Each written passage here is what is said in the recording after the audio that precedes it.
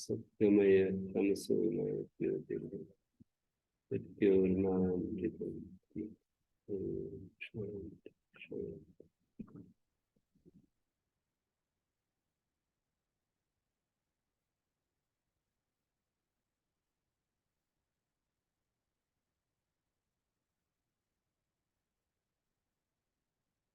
Eco रस्सो गोगालस्य इगंतस्य अज्ञंतस्य इगंत होना चाहिए पर ज्ञंतम न स्यात् इगंतस्तु स्यात् पर अज्ञंतम स्यात् इको रस्सो इगंतस्य अज्ञंतस्य उत्तरपदे रस्सो भवति गालवस्य आचार्यस्य मते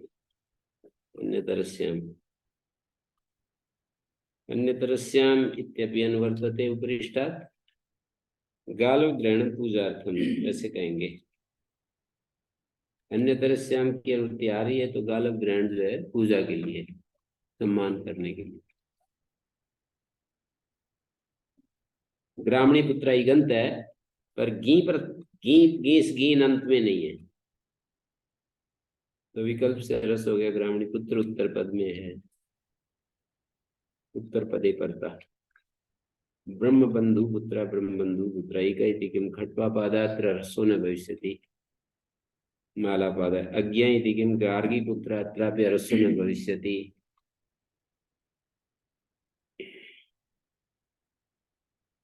गार्गी पुत्र अत्रापि ह्रस्वो न भविष्यति यतोहि ज्ञन्तम अस्ति। गार्गी शब्द ज्ञन्तम अस्ति। गालव ग्रहणं पूजार्थम अन्यतरस्याम् इति वर्तते। व्यवस्थित विभाषातेन तेनी न भवति।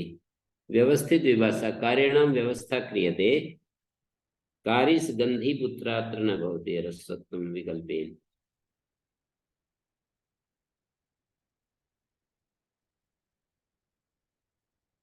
तेंगा संसारणम संसारणस्य दीर्घ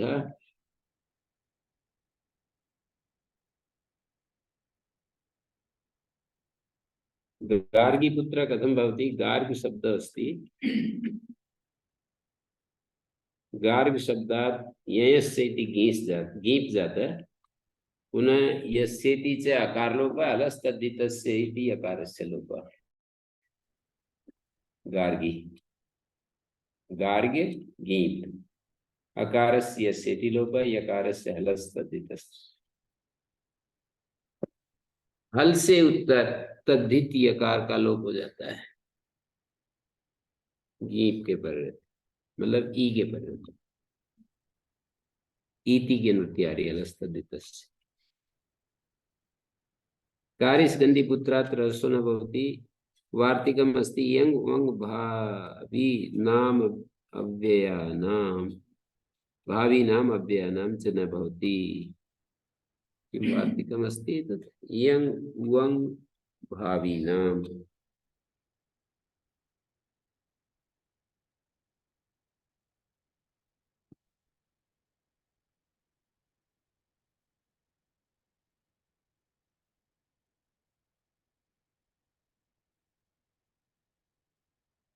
यंग वंग भावी नाम वार्तिकम अस्ति।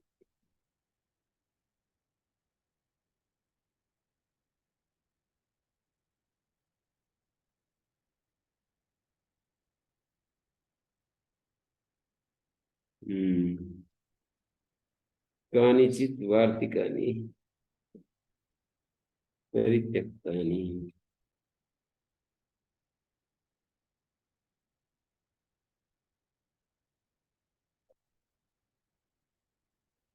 यंग वंग भावी नाम अव्ययानाम च न भवति।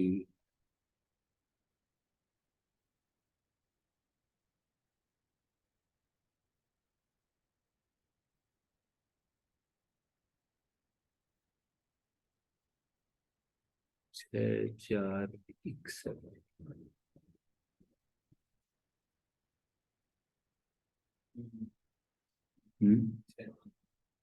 3 1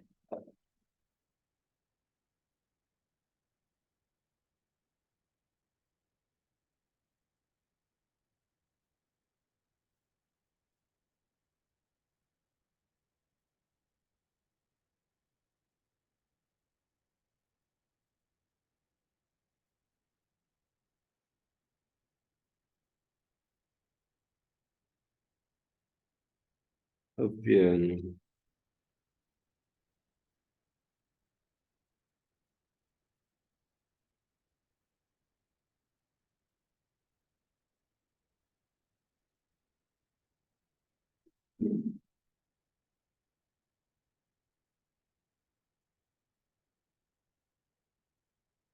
श्रीकुलम।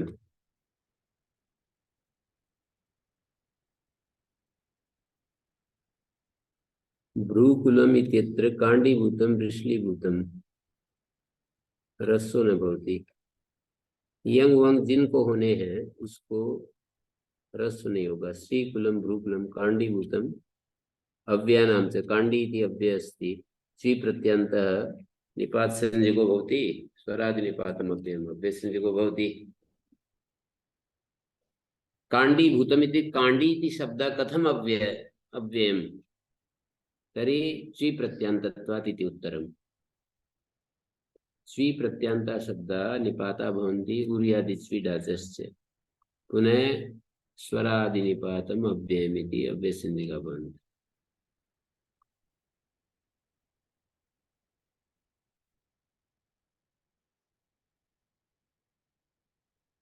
भ्रूकुंसादीनां तु भवत्येव एतदपि वार्तिकम्। भ्रूकुंसादीनाम् अकारो भवति इति वक्तव्यम्। उसमें सुखी करोति ऐसे सब प्रयोग किया। यद सुखी करोति, ये सुखी करोति एक साथ है या अलग अलग? अलग अलग समास नहीं है। लिखा हुआ साथ सुखी करोति एक शिरोरेखा में नहीं। एक शिरोरेखा में नहीं, एक शिरोरेखा में नहीं होना चाहिए वैसे। फिर स्वर कैसे होगा? या स्वर लिखा एक शिरोरेखा में और कोई स्वर विधान किया है मुझे पता नहीं। एक शिरोरेखा के आधार पर है कि अलग अलग? वो तो हो जाएगा। एक शिरोरेखा अपेक्षित नहीं है स्वर के लिए। वहां पर 8वें अध्याय के पहले पाद में जो स्वर होते हैं वो तो दो पदों को अलग अलग पदों को स्वर होता है। 8वें अध्याय में पहले पाद में जो स्वर होता है ना वो दो पदों को होता है। लिखा है सभी पुस्तकों में एक शिरोरेखा। उसमें ब्राह्मी भाष्य में जो ब्राह्मी टीका है सिद्धांत कौमुदी की, वहां टिप्पणी में मैंने ऐसे देखा है कि इन शब्दों को एक शिरोरेखा में नहीं लिखना चाहिए। जहाँ समास होता है ना, जैसे कांडी भूतम, यहाँ पर जो लिखा है ना कांडी भूतम, ये तो एक शिरोरेखा हो जाएगा। वृषली भूतम समास हो रहा है यहाँ पर। जो करोति भवती इनमें नहीं होता।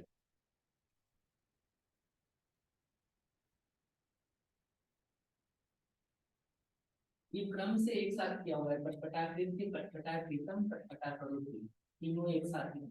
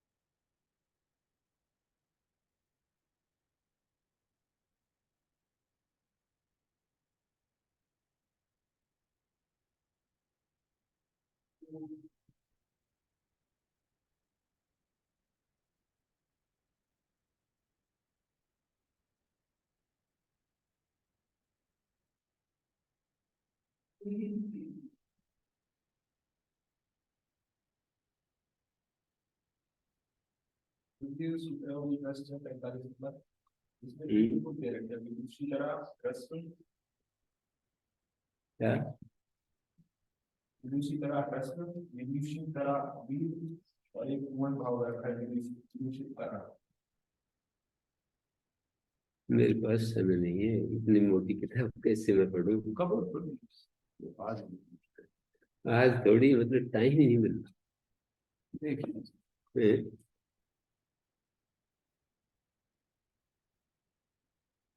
टाइम नहीं है मेरे पास, दिक्कत तो ये है। मैं तो सारी चीज है। थोड़ी थोड़ी अपने मास्टर जी क्यों नहीं पढ़ रहे? वो भी पढ़ रहा है, वो आपकी रिहाई में किसने? मास्टर जी ने? अगली बार सही से मजबूत फिर ऐसे सही से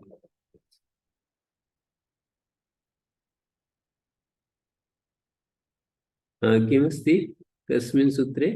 मीदस् हम्म? मीदस् वो तो तीन को पढ़ बैठे दूसरी तरह और दूसरी तरह इसमें तीन को दूसरी तरह कैसे बोलेंगे? किमक्तम, अभी तो 3 उदाहरण बताए थे आपको। कहाँ सीख था?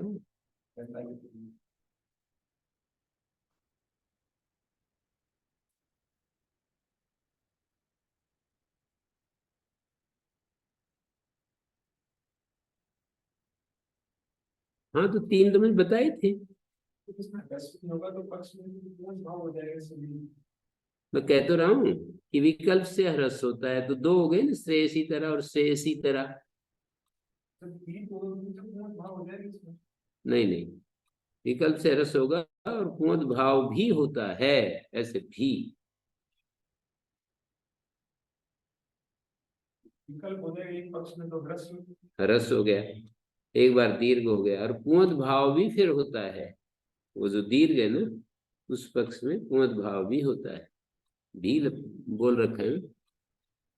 पूर्ण भाव भी अत्र पक्षे वक्तव्य। वार्तिक देखो ना आगे।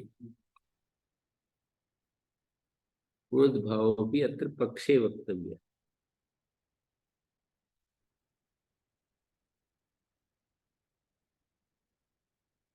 विद्वत्तरा, विद्वत् शब्दो अस्ति, तरप प्रत्योस्ति।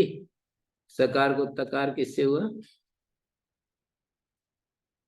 विद्वत्तरा, विद्वत्सत्तरा है।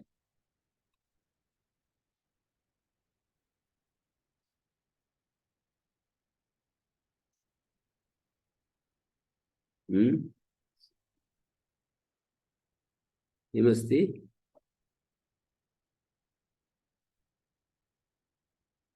वसु संसु ध्वंसु नडामता।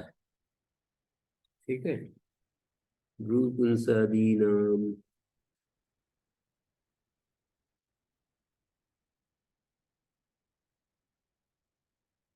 तु भवते। इसमें तुम्हारा भाव वाले कह दिया और एक तरीके से ह्रस्व का भी कह दिया तो दीर्घ वाले का कहाँ से निकाल देगा?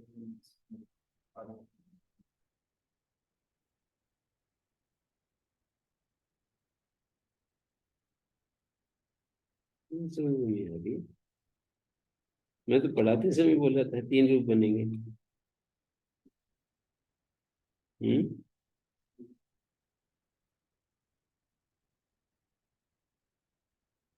ऐसा है कि विकल्प से ह्रस्व होता है तो एक बार ह्रस्व नहीं होता। पक्ष में पूर्ण भाव भी होता है, तो 3 तो हो ही गए। विकल्प से ह्रस्व होता है तो पक्ष में दीर्घ हो गया, और पक्ष में पूर्ण भाव भी होता है, तो श्रेयस तरह भी हो गया। वार्तिक से पूर्ण भाव। पूर्ण पूर्ण भाव भी अत्र पक्षे वक्तव्य।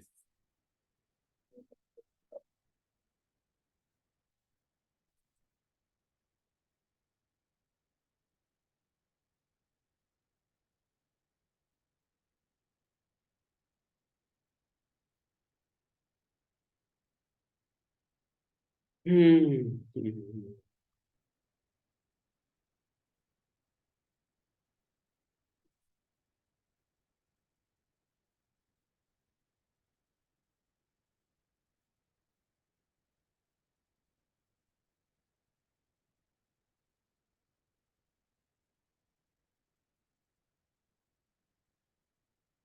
अपरा भ्रूकुंसदिनम अकारो भवति इति वक्तव्यम। ये भी एक वार्तिक है। भ्रूकुंसदिनम तो भवते।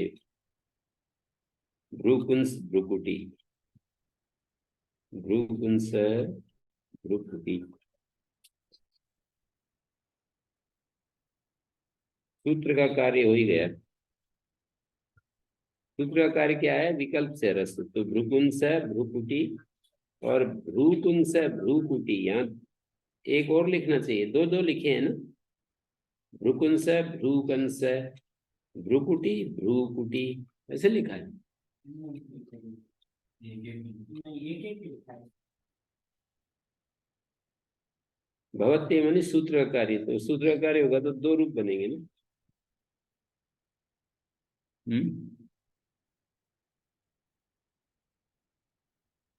एक तो ऐसा है भ्रूकुंस, इसमें ह्रस्व कर दिया है। ऐसा जी।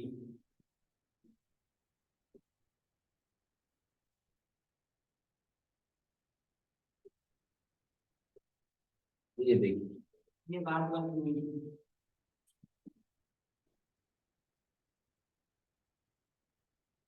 वैसे भ्रूकुटी भ्रूकुटी,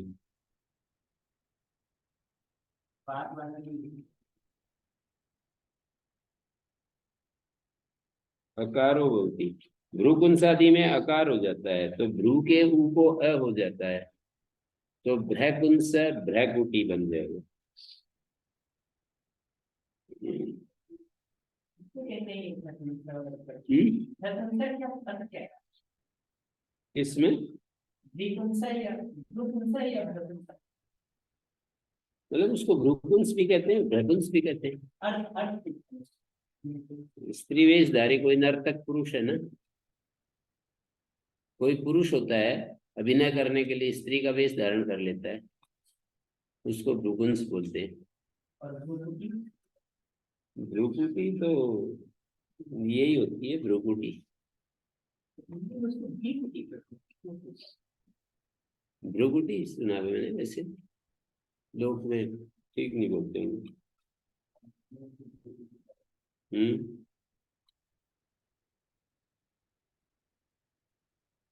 लोग में ठीक नहीं बोलते हैं भ्रूकुटी भ्रूकुटी। भ्रूकुटी या भ्रकुटी ऐसे दो शब्द है, साधु शब्द। बोले वो संस्कृत में तो ये प्रमाण है, इससे ज्यादा और क्या प्रमाण होगा, हैं? इससे अधिक और प्रमाण कहाँ से लाए?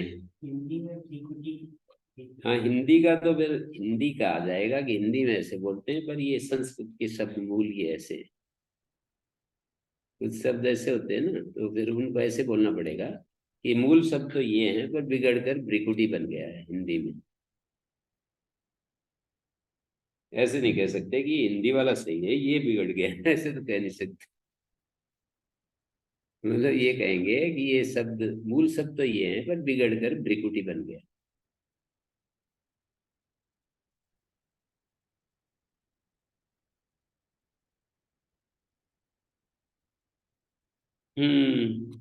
एक तद्धिते च, एक शब्दस् तद्धिते उत्तरपदे रसो भवति, एकस्या आगतम एक रूप्यम एक मयम, एकस्या भाव एकत्वम एकता, उत्तरपदे एकस्या क्षीरम एक दुग्धम,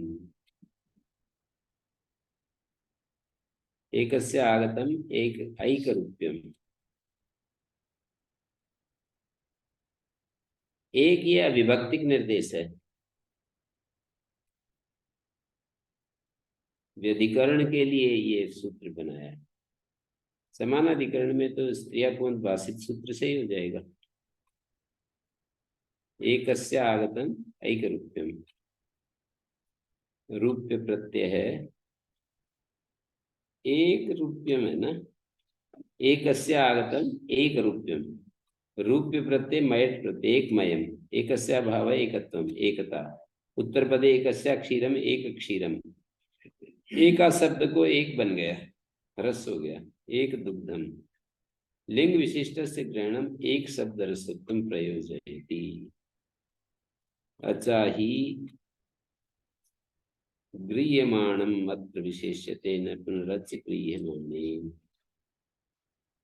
गृह्यमाणम किं भवति, यत् यस्य सूत्रे ग्रहणम अस्ति तद् गृह्यमाणम उच्यते। तर्हि अत्र कथयन्ति अचा ही गृह्यमाणम अत्र विशेष्यते, अचा ही गृह्यमाणम विशेष्यते न पुनरच गृह्यमाणेन विशेष्यते। तरी लिंग विशिष्ट से ग्रहणम एक शब्द रसोत्तम प्रयोजन। क्या मतलब? लिंग विशिष्ट से ग्रहणम यदा करिष्यामः एक शब्दस्तु पुल्लिंग निर्दिश्यते परम ह्रस्वत्व प्रयोजकम तत्र भवति यदा लिंग विशिष्ट परिभाषा एका इति शब्दः गृहीष्यते तदा तस्य ह्रस्वत्वं भवति इति वक्तुमिच्छन्ति।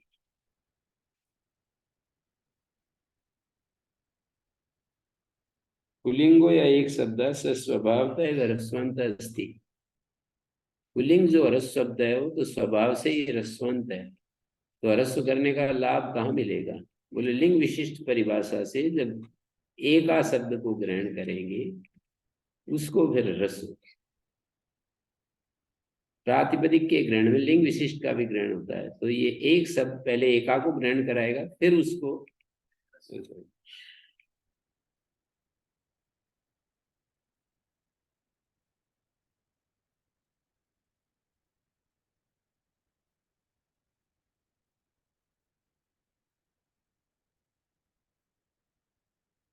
लिंग विशिष्ट से ग्रहण में एक शब्द रसोत्तम प्रयोजन। अचा ही फिर आगे लिख रहे हैं अचा ही गृह्यमाणम अत्र विशेष्यते। गृह्यमाणम किमस्ति अत्र एका इति गृह्यमाणम अस्ति। अच के द्वारा उसको विशेष करते हैं। यदि गृह्यमाणेन अच विशेष्येत, गृह्यमाण के द्वारा अच को विशेष करें, एक के अच को ह्रस्व होता है ऐसा करें तो फिर क्या होगा? हैं? फिर ए शब्द को भी रस होने लगेगा। ए शब्द जो आदि में है उसको भी रस होने लगेगा। इसलिए अजंत एक शब्द को रस होता है, फिर अलोन्त्यस्य से अंतिम अल को होगा।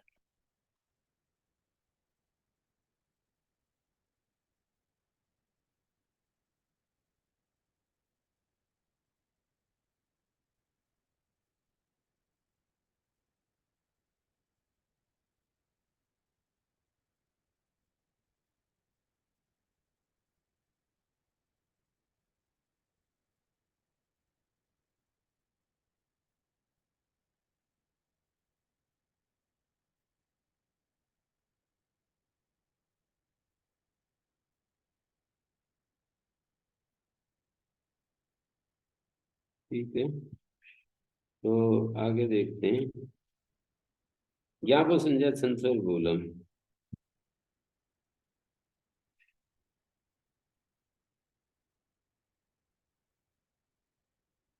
ज्ञापो यंतस्य आवंतस्य संज्ञा संसर्ग बहुलम रस्सो होती।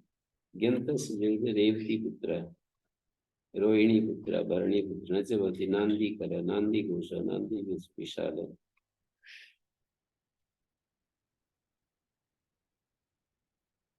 बहुल ग्रहणात् क्वचित अनुत्तर पदे भी भवति, कहीं कहीं अनुत्तर पद में भी हो जाता है।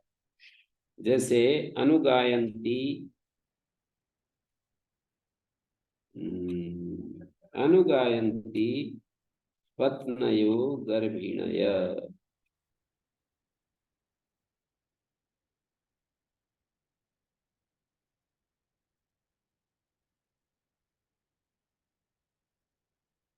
अनुगायंती पत्नयो गर्भिणय।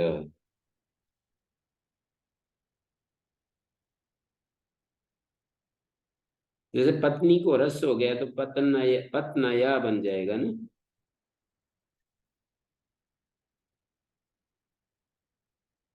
और गर्भिणी को रस हो जाएगा तो गर्भिणी बन गया।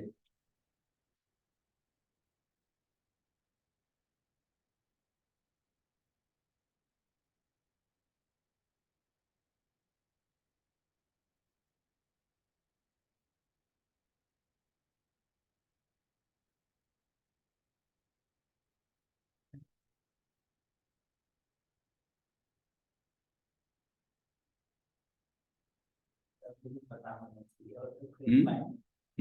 सभी पता होना चाहिए कि कैसे लिखा जाता है। हम्म शब्द परिचय जरूरी फिर अर्थ परिचय। ठीक है व्याकरण करके। फिर वो शब्द में क्या प्रकृति प्रत्यय है? लोक तो अर्थ प्रयुक्त शब्द प्रयोगी, भाष्यकार ने प्रश्न उठाया पतंजलि में, ये कात्यायन ने, कि शब्दार्थ संबंध नित्य है, ये कहाँ से पता लगता है? बोले लोक से, शिष्ट लोक से। बोले लोक से ही पता लगे, व्याकरण क्या करेगा?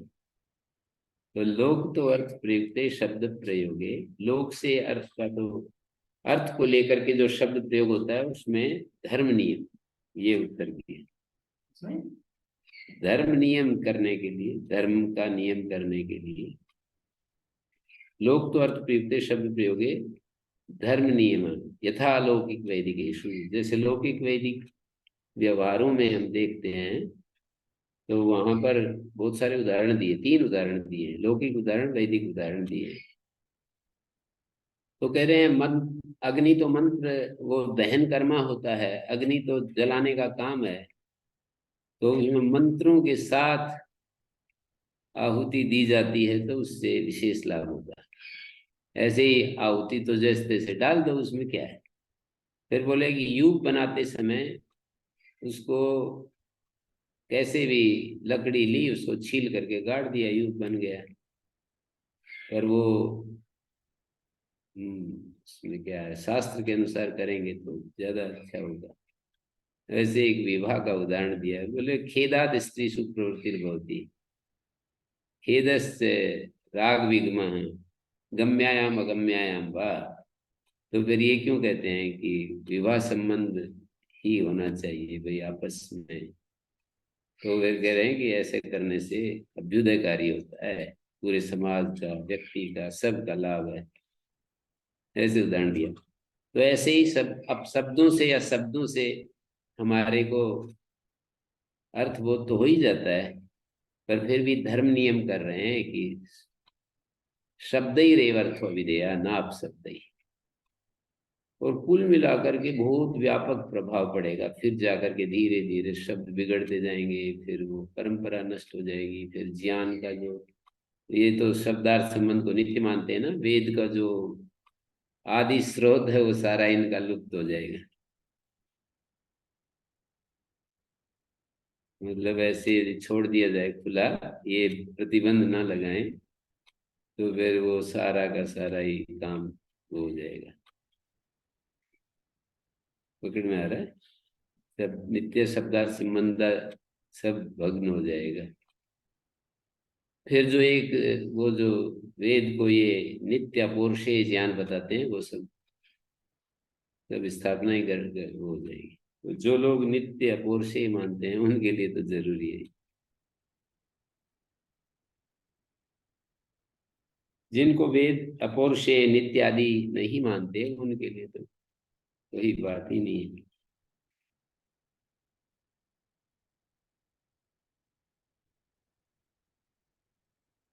ज्ञन्तस्य आबन्तस्य च छन्दः संज्ञा संस्वर बहुलम रसो भवति।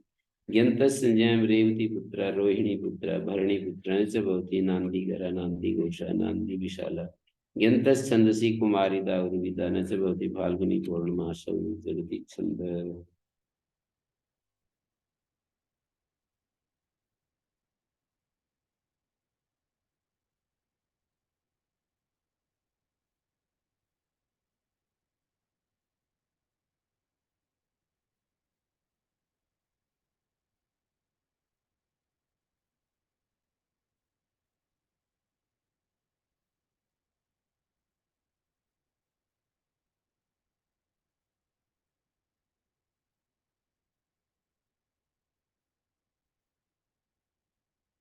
तो ये जो है ना, कहीं कहीं अनुत्तर पद में भी हो जाता है ज्ञापो संजत संस्वर बहुलम बहुल ग्रहण से। बाकी तो नांदी कर नहीं होगा, नांदी घोषा नांदी विशाला। ज्ञन्तस् छंदसि, ज्ञन्तस् संज्ञाया, ये संज्ञाएं हैं, रेवती पुत्र रोहिणी पुत्र भरणी पुत्र न च भवति नांदीकरा नांदी घोषा नांदी विशाला। ज्ञन्तस्य छंदसि कुमारिदा उर्विदा न च भवति फाल्गुनी पौर्णमासो जगति छंद। आबंत संज्ञाएं शीलवहम शीलप्रस्थम न च भवति लोमका गृहं लोमका शण्डम् आवन्तः संसि अजक्षीरेण जुहोति पूर्णं मृदा पृथिवीं विश्वधायसम्। इसको ऊपर वाले सूत्र में क्यों नहीं रखी होती को ह्रस्व अंग्यो गार्हस्व में? किसको? इसी ज्ञान को दिया है। नहीं, ये तो अलग है ना, संज्ञा छंदस और बहुलम ये सब है। बहुलम तो वही रहेंगे कि जगह हो रहा है कुछ लेकिन हो रहा है तो व्यवस्थित विभाषा उसको भी माने ही है तो इसमें रख देते हैं।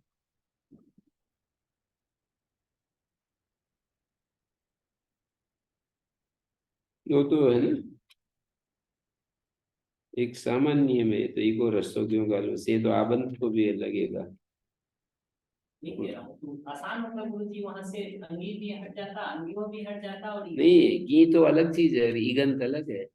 वही उसको अब कर देते गुरु जी तो ये आ जाता वहीं पर। नहीं, घी अलग चीज है और ईक अलग है, ये कह रहा हूँ। हाँ घी को तो हम मना किया है। घी अलग चीज है, ईक अलग चीज है, ये कह रहा हूँ। घी और ईक में अंतर है ना। घी और ईक एक ही नहीं है। जो जो भी ईक होता है वो घी हो जरूरी नहीं, जो जो घी होता है वो ईक हो तो हो जाएगा, ये तो हो ही जाएगा ना। ये तो हो ही जाएगा। पर जो जो ईक कर देंगे ना तो वहाँ एक में गुरु जी घी का निषेध किया है हाँ। उसकी जरूरत नहीं पड़ेगी। नहीं, ये संज्ञा संस्वर बहुलम है, बहुल ग्रहण है। और फिर एक बड़ा वाक्य वो भी है ना, ते भी विधेयसु परिगृहीता भवन्ति, ऐसा एक अलग अलग करके जब हम बताते हैं तो वे सुपरिगृहित होती है विधियां। ऐसा लक्षणम से प्रपंच से लक्षण भी हो विस्तार भी हो नहीं अगर बहुत व्यवस्थित सूत्र होता है मुझे तब तो हमको समझ में आता लेकिन ये दोनों में वही हो रहा है इसको भी व्यवस्थित विभाषा मान के कुछ जगह कर रहे कुछ जगह नहीं करते। यहाँ भी वही स्थिति है कुछ हो रहा है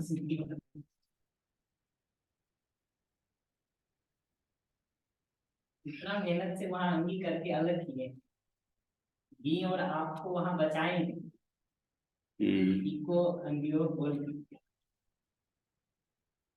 थोड़ा अलग अलग करने से ना थोड़ा आइडिया अधिक बनता है। ज्ञानतावंत में ये सूत्र विकल्प से लगता है, वो एक में लगता है।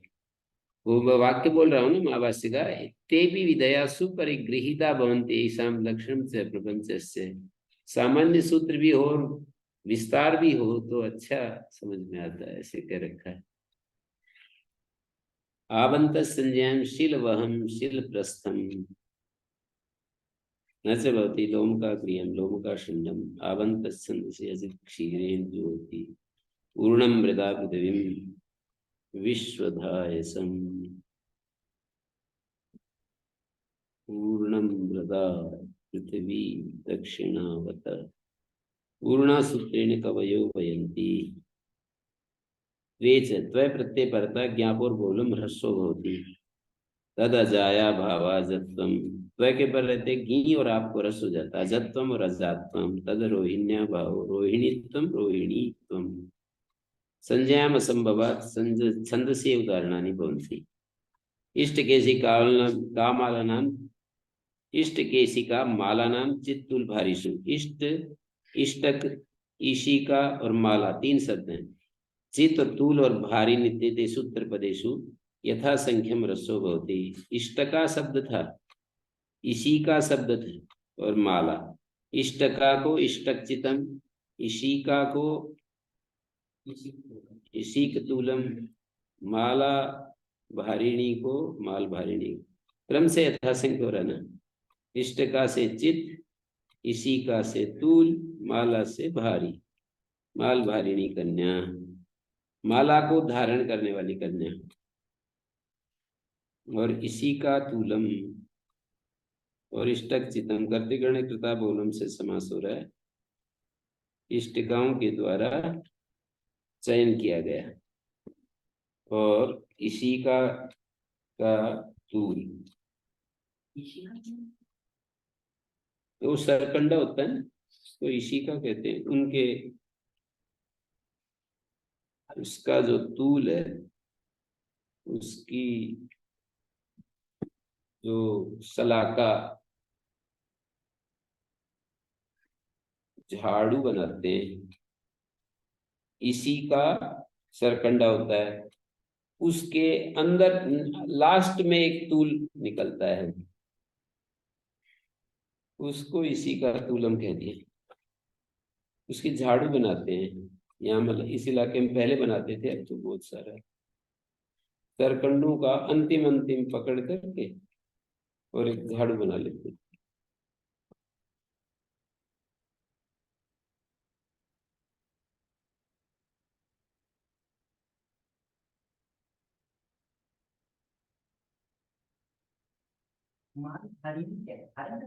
माला नहीं होती, माला को धारण करने वाली कन्या। इष्टगादिभ्य तदन्तस्यापि ग्रहणं भवति। पक्वेष्टचितं मुञ्जेशिक तूलम उत्पल माल भारिणी। उत्पल कमल की माला को धारण करने वाली। खिति अनव्यय से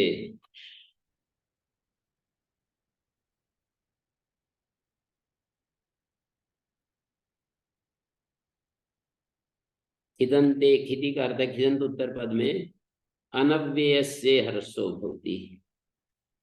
अनव्यय को ह्रस्व होता है। कालिम मन्या, हरिणिम मन्या, मुमा ह्रस्व न बाध्यते, अन्यथा ही ह्रस्व शासनम अनर्थकम स्यात्।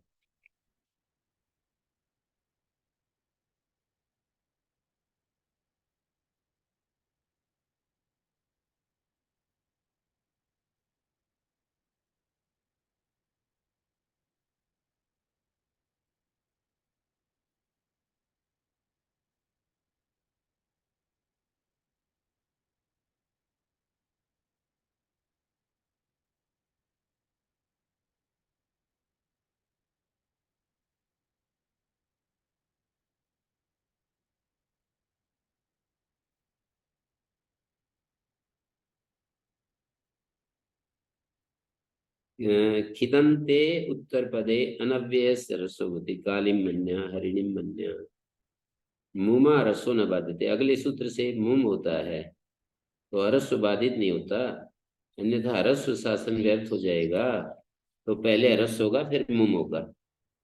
जैसे काली शब्द है, पहले हरस्व होगा फिर मुम होगा। अगले सूत्र से कालिम मन्या। हरिणी दीर्घिकार था, उसको हरस्व होगा फिर मुम होगा।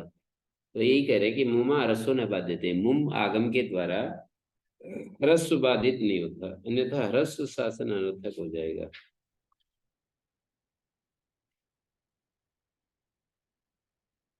अनव्यय स्थिति किम दोषामन्यम अह दिवामन्य रात्रि।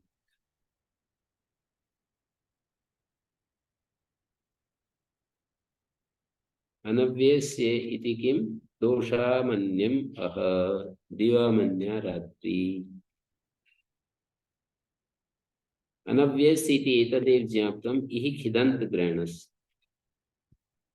अनव्यस्य यही ज्ञापक बन रहा है कि यहाँ खिदंत का ग्रहण है।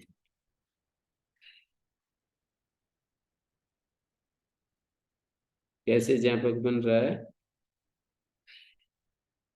कदम पुनर्खिदंत से ग्रहणम, यहाँ खितकार खिदंत कैसे या होता ज्ञापितम। ऐसे कहा था कि उत्तर पदाधिकार में तो तदंत विधि नहीं होती है, प्रत्यय ग्रहण में तदंत विधि नहीं होती है। तो कहते हैं अनव्यय से धातोरेव खितो विधाय विधानात् न अव्यात पराखित प्रत्यय संभवती। धातु से खित प्रत्यय होता है ना, खित प्रत्यय खच आदि प्रत्यय धातु से होता है, अव्यय से परे तो होता नहीं है। तो खित परे मिलेगा नहीं, सीधा धातु से परे ही मिलता है, तो खिदंत अर्थ आ जाएगा। अयम एव अनव्यय स्थिति तदेव ज्ञापकम। अव्यय रहित को रस होता है, तो अव्यय रहित जो होगा, अव्यय को छुड़वा रहे हैं, अव्यय से तो खित मिलेगा ही नहीं।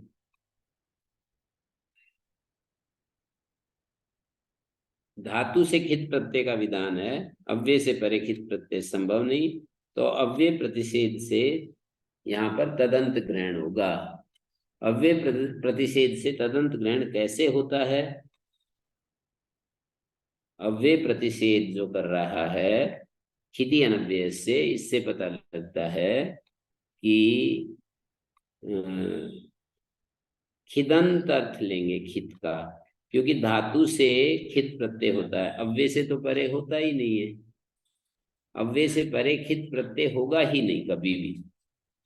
खित प्रत्यय होगा तो धातु से होगा, धातु से खित होगा तो खिदंत अर्थ निकलेगा। धातु से परे खित प्रत्यय होगा तो खिदंत अर्थ निकलेगा। तो खिदंत उत्तर पद में अनव्यय पूर्व पद को, अव्यय भिन्न जो पूर्व पद है उसको रस होता है। ज्ञापक हो गया खिदंतर। यदि अत खित प्रत्यय मात्रम क्रियेत न तदंतम तो अनव्यय स्थिति प्रसिद्ध अनर्थ का साथ। यदि खित प्रत्यय मात्र हो ना जी, तो अनव्यय कहने की जरूरत नहीं है। केवल खित प्रत्यय मात्र अर्थ ले तो अनव्यय से कहने की आवश्यकता ही नहीं है। केवल खित प्रत्यय मात्र अर्थ लें, खिदंत अर्थ ना लें, तो अनव्यय से कहने की आवश्यकता ही नहीं। अनव्यय की सार्थकता तब है जब खित का अर्थ खिदंत लें, क्योंकि धातु से खित आएगा तो खिदंत हो गया, उसके पर रहते हमको अव्यय और अनव्यय दोनों मिलेंगे, तो अव्यय का प्रतिषेध कर रहे हैं। सीधा यदि यूं कहें कि खित परे रहते अव्यय को नहीं होता, बोले खित के परे रहते अव्यय होता ही नहीं, धातु से अब खित आता है। धातु होगी, जैसे कि उदाहरण है इसको समझ सकते हो, कालिम मन्या और अव्ययिम दोषा मन्य महा। जैसे यहाँ पर मन धातु से खश प्रत्यय हुआ, लिखा करके बता दो।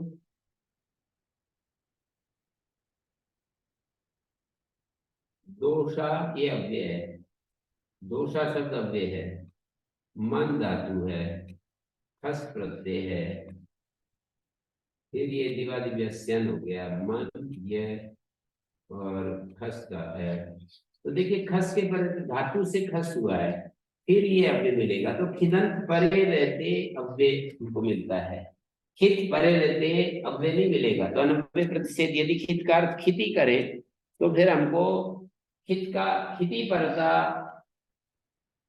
अनव्ययस्य इति कथनमेव व्यर्थं जायते। यदि खित प्रत्यय मात्रं परे अवलोक्यते तर्हि अत्र खित प्रत्यय तु धातु प्राप्यते न तु अव्यय कदाचिदपि।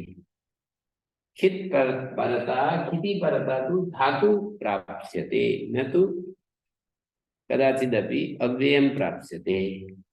तर्हि अन्य अनव्यय प्रतिषेधस्तु व्यर्थो भवति। तेन ज्ञायते खित शब्देन खिदन्तम् इति गृह्यते। खिदन्ते सति पूर्वं द्वयमपि प्राप्तुं शक्यते, अव्ययम् अनव्ययम्। तर्हि अव्ययं परित्यज्यते, अव्यय भिन्नं परिगृह्यते। दोष और दिवा अव्यय कैसे? दोषा दिवा अव्यय किसी सूत्र से या कोई लिस्ट है ना, स्वरादि निपातम अव्ययम। स्वरादि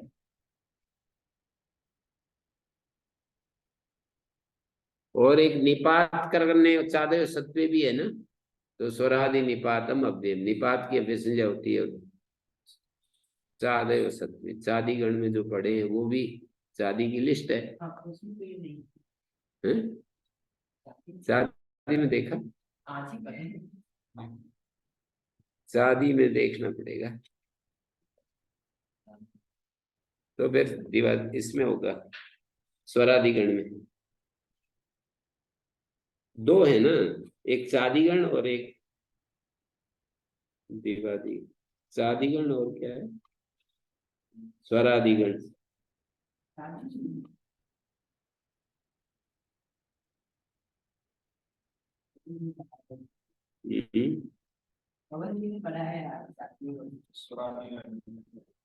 स्वरादिगण में, हाँ तो स्वरादिगण में हाँ दोनों है तो।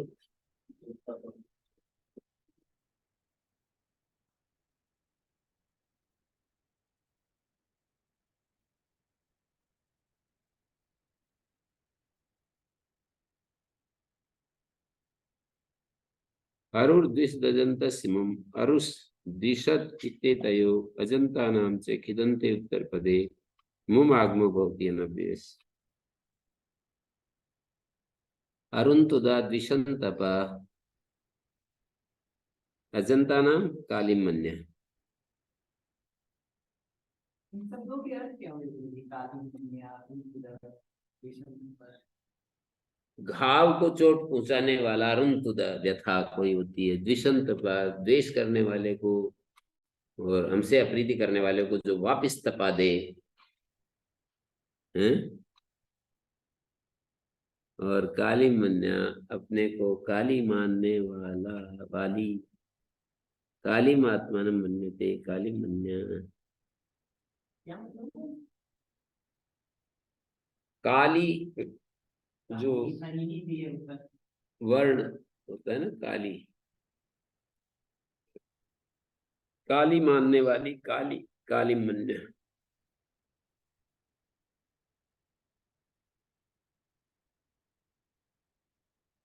अजंत शब्द है काली।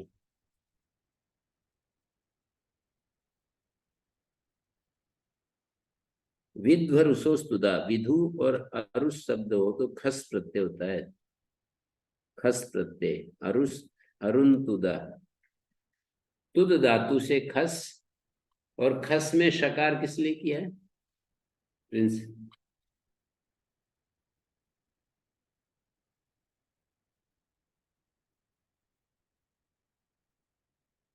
किस लिए किया?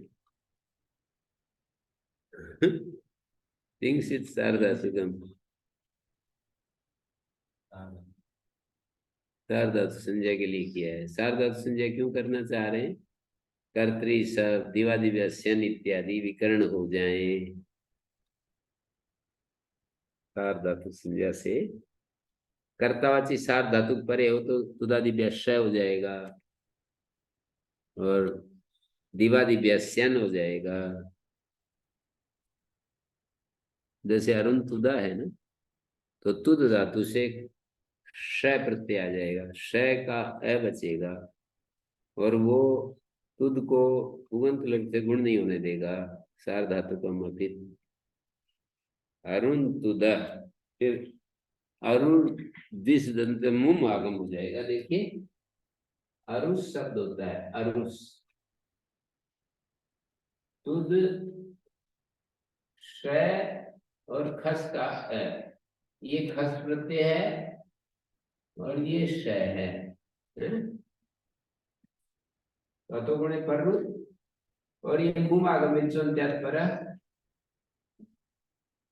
मुम से संगांत श्लोका मां नस्तर्दांत झली और अनुस्वार ती पर सवर्ण ऐसा बनाए। मैं को अनुस्वार होगा, अनुस्वार से पर सवर्ण। चित्र बनता नहीं है, मैं जितना मैं सोचता हूँ बन गया होगा चित्र। अरुणोदय और द्विसंतपा में भी इसी तरह मुम होगा तो श में आकार से बाद में बैठेगा। सेवांत श्लोक तय का लोप हो गया। द्विसंतप यहाँ पर खच प्रत्यय हुआ है, खची रस्वा से हरस हुआ है। तापी धातु है, तापी द्विशंतम तापयती थी द्विशंतपा, जो हमारा शत्रु है उसको वापिस तपा दे। हैं? देखो द्विशंतपा द्विश द्विशत तापी धातु तापी और खच लेर नीति से नीलोप होगा, ताप बच गया और ये ऐसा हो गया खच का उपदारस हो गया। तब ये खच है ना, खच खच पर कणी के पर तो उपदारस हो जाता है। एणी के नती है ना खच। ये सूत्र है सप्तम अध्याय छठा अध्याय का चौथा पाठ।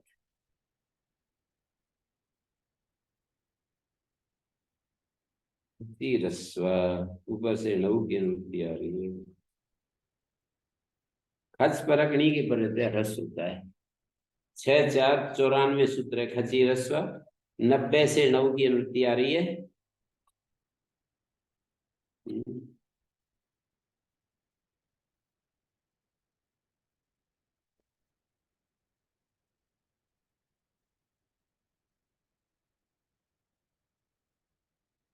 बन गया। हम्म।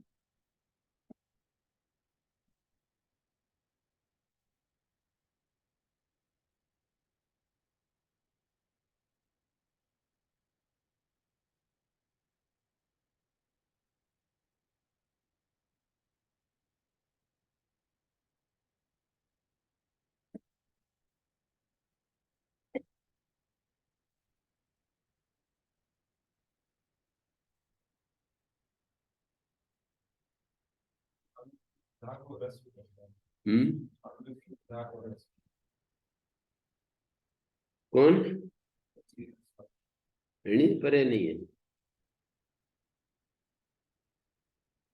खच परगणी के पर रहते हैं, क्यों बता दो रस्व कह रहा हूँ।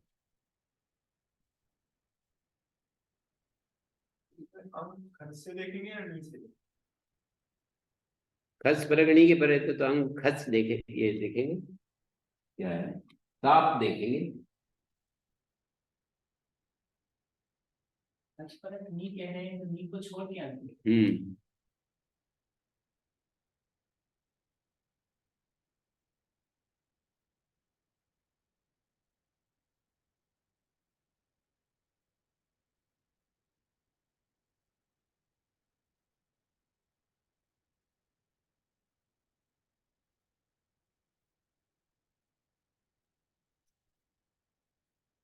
अग्रे अस्ति अरुर्द्विष दजंत स्थिति किम विद्वन्मन्य।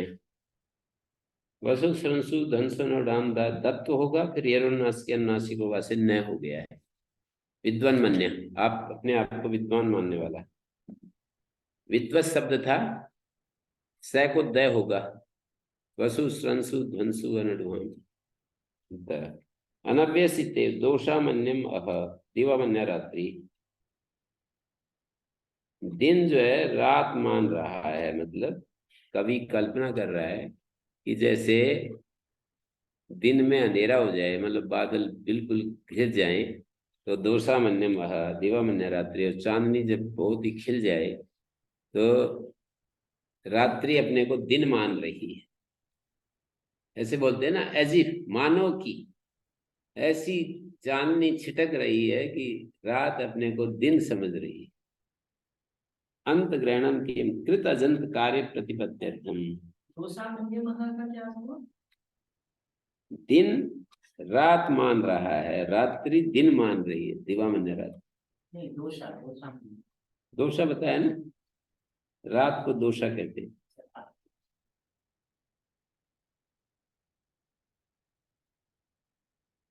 अंत ग्रहणम किम,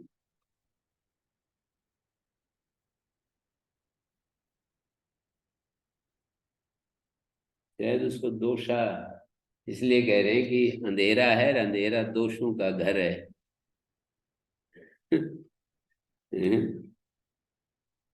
अंत ग्रहणम किम कृत अजंत कार्य प्रतिपद्यर्थम। अंत इसलिए पड़ा है अरुर्दिश दजंत से अतो ह्रस्व कृते मुम भवति। ह्रस्व करने के बाद मुम होता है।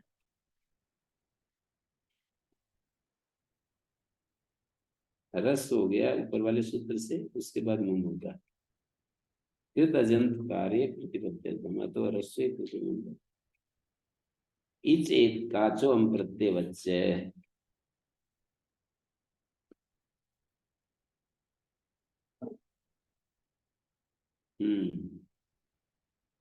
इजंत इजंत एकाच को खिदंत उत्तर पद में अम आगम होता है। अम प्रत्यय वच्च द्वितीय एक वचन वच्च से भवति। अमिति द्विरावर्तते। हम की द्विरावृत्ति हो रही है।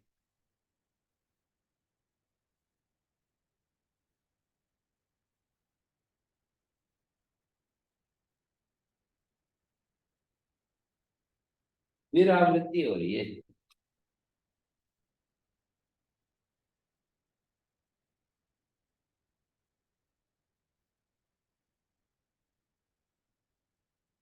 अमिति द्विरावर्तते गामन्य।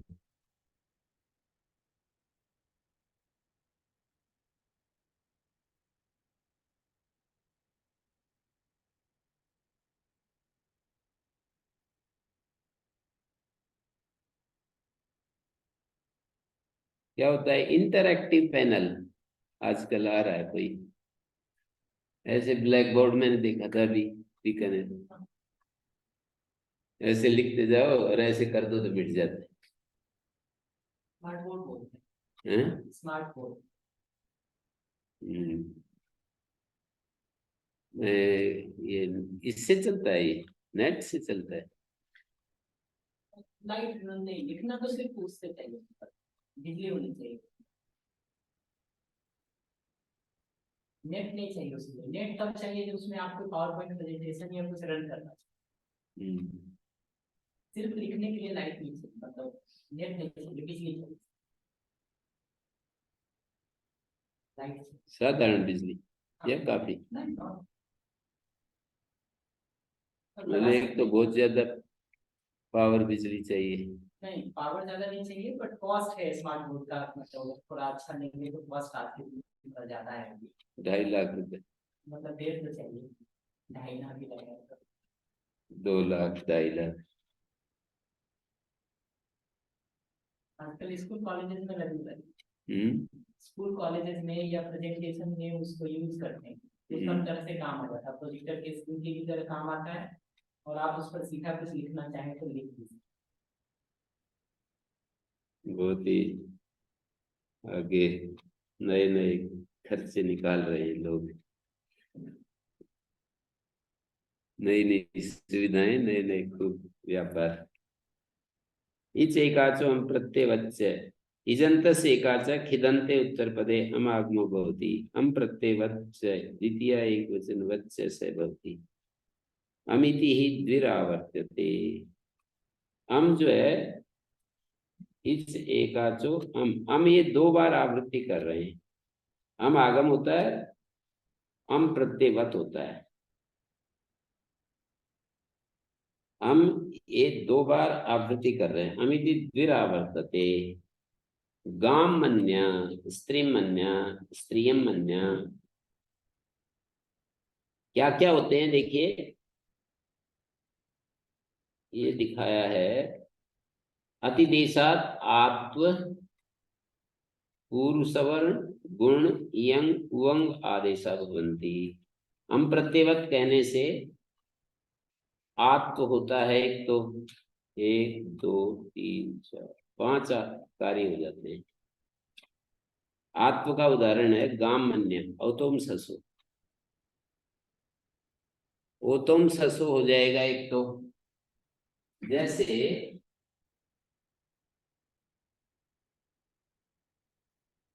वो इच एकाच, इजंत है, इसमें वो आ जाता है इजंत से एकाच है। खिदंते उत्तर पदे, मन धातु, और ये खिदंत उत्तर पद हो गया यन विकरण, और गाम खच खस क्या हो रहा है खश।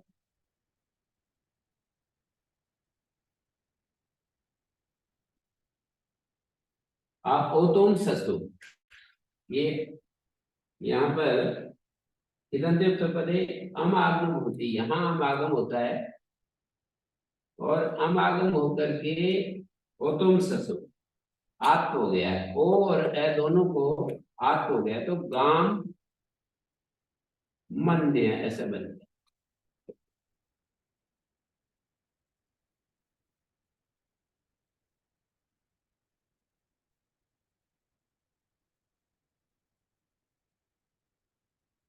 मतलब आगम होता है, वो प्रत्ययवत होता है। 2 बार हमको चाहिए, एक तो आगम कर रहे हैं, एक है प्रत्यय के समान कर रहे हैं इसको। इजंत सूत्र थोड़े, कई कई सूत्र थोड़े जटिल होते हैं, तो यहाँ पर जो है इजंत एकाच को खिदंत उत्तर पद में अम आगम होता है और अम प्रत्ययवत होता है, द्वितीय एक वचन के समान होता है वो अम आगम। और अम आगम है तो उसको क्या करें? उनके कार्य नहीं, इसमें इसका अम आगम होता है तो मतलब इसको क्या मित माने? कहते हैं हाँ मित तो मानो। मकार संधि का प्रयोग श्रवणम न प्राप्नोति, पर प्रयोग में श्रवण भी चाहते हैं तो क्या करोगे? इसको हम आगम करेंगे तो इस मकार की संज्ञा करें या ना करें? तो बोले हम आगम है तो मित संज्ञा होगी, तभी तो मित मित चोन्त्यात परा होगा। मित चोन्त्यात परा। दो माना करना चाहिए। तो किसी ने कहा कि ये तो इसका मकार का श्रवण नहीं है, वो तो पहले वाला में कहा है ना खिति अनव्यय से, पहले हम करो फिर मुम आगम करो। कहते ये तो बात देगा न से ना प्राप्ति मुमि आरभ्य मानो, मुम की अवश्य प्राप्ति में अयम अमागम, तो उसको बांधना चाहिए, बोले नहीं बांधेगा नहीं। अंत ग्रहण का प्रयोजन वहां दिया है ऊपर वाले सूत्र में कि अजंत को जो जो कार्य होते हैं वो सब पहले होंगे और बाद में ये होगा। अंत ग्रहणम कृत अजंत कार्य प्रतिपद्यम तेन अस्मिन अभिप्रकृते भविष्यति। अब इन्होंने कहा पतंजलिकार ने वयम तो ब्रूमा, एक तो तरीका ये हो गया है कि अजंत कार्य होने के बाद फिर जो है अंत ग्रहणम कृत अजंत कार्य प्रतिपद्यम अस्मिन अभिप्रकृते भविष्यति, अस्मिन अभिप्रकृते भविष्यति, ये कार्य करने के बाद माने इस कार्य के अम करने के बाद अम का बच गया, फिर मुम आगम होगा ऊपर वाले सूत्र से हैं। हम ये कहते हैं नयम इत संजय को मकार है, इत संजय मकार नहीं है, हम ये बताते हैं पद्मंजलिकार कह रहे हैं हम प्रत्येवत भावे न विभक्तो तुष्मा से इसकी उसका नाम वो मित संज्ञा का प्रतिषेध हो जाएगा, मकार की हलंतन से इत संज्ञा का प्रतिषेध हो जाएगा। जब इसको हम प्रत्येवत कर दिया इस आगम को तो प्रत्येवत हो गया, तो फिर न विभक्तो तुष्मा लग जाएगा। तो फिर बोले कि ऐसा है तो आदेश पाएगा, हम प्रत्येवत भावात परो इसकी कहते हैं हम प्रत्येवत कहा है तो वो परे बैठेगा जाकर के, आदेश नहीं होगा। आगम व्यपदेशस्तु योगी का समीपे आगच्छति, ये कहते हैं नैवाभ्याम पदांताभ्याम पूर्वोदताभ्याम, जैसे वहां पर आगम व्यपदेश है ऐसे ही इसका भी आगम व्यपदेश हो जाएगा। द्वितीयो भी व मकार सेवंत लोपे लुप्त निर्दिष्टो द्रष्टव्य, या फिर दो मकार है यहाँ पर सेवंत लोप से, ऐसा है ये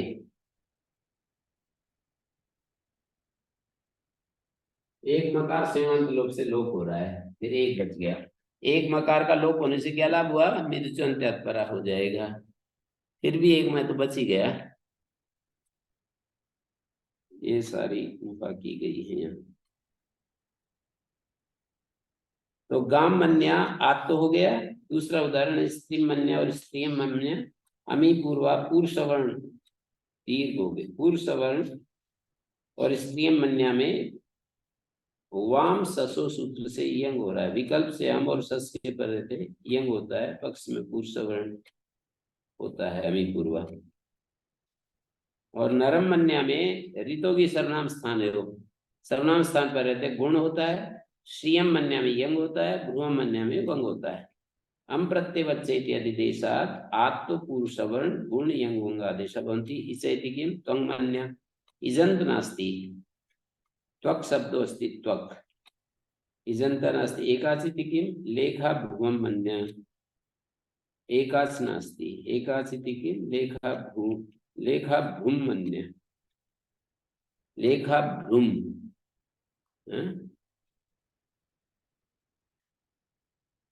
अधिकतम भवितव्यम श्रियम आत्मानं ब्राह्मण कुलम मन्यते इति उपक्रम में श्रियमन्यम श्रीमन्यम इति भवितव्यम इति भाष्ये स्थितम, तत्र इदं भाष्यकारस्य दर्शनम अत्र विषये परित्यक्त स्वलिंगः स्त्री शब्दो ब्राह्मण कुले वर्तते।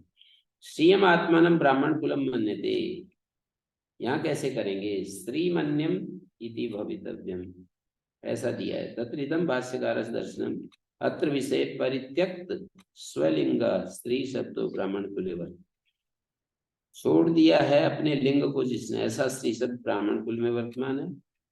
पृष्ठादय स्त्रियम, जैसे पृष्ठ शब्द स्त्रीलिंग में वर्तमान हो जाता है। पृष्ठ शब्द जैसे स्त्रीलिंग में पृष्ठी बनाते हैं, तो पृष्ठ शब्द जैसे स्त्रीलिंग में वर्तमान हो जाता है। तत्र स्वमोर नपुंसकात् की अमोलक होती। स्त्री शब्द श्रियम आत्मानं ब्राह्मण कुलम मन्यते इति उपक्रम में श्रीमन्यम इति भवितव्यम। तत्र इदं भाष्यकार दर्शनम, भाष्यकार का श्रीमन्यम कैसे बना, श्रियम आत्मानं ब्राह्मण कुलम श्रीमन्यम इति भवितव्यम। तो भाष्यकार का ये दर्शन है कि स्त्री शब्द ब्राह्मण कुल में वर्तमान है। श्रियम आत्मानं ब्राह्मण कुलम मन्यते, जैसे पृष्ठादि स्त्रीलिंग में होते हैं। तत्र स्वमोर नपुंसकात् इति अमोलुक भवति। स्वमोर नपुंसकात् सूत्र से अम का लुक हो जाता है स्त्री शब्द से उत्तर। ब्राह्मण कुल में वर्तमान है नपुंसक लिंग में, तो नपुंसक लिंग में होने स्वमोर नपुंसकात् लुक हो जाएगा, तो श्रीमन्यम बन गया। वाचम्यम पुरंदर उच्च, वाचम्यम और पुरंदर ये दोनों शब्द निपातन है। वाचयम पुरम धारयति, वाचियम वृत्ति से खच हुआ है और फू सर्वैव दारी सब खच हुआ है। खची रस्वा से दारी को दर बन गया। उभयस्यापि पूर्व पदस्य अमंतत्वम निपात्यते। वाचम्यम में वाच शब्द पूर्व पद है, उसको अमंत निपातन कर दिया, हम अंत में है जिसके, और पुरम में भी अमंत निपातन कर दिया है। तो वाचन यमः पुरन यम ऐसे बन गया पुरंदर। ओम शांति शांति शांति।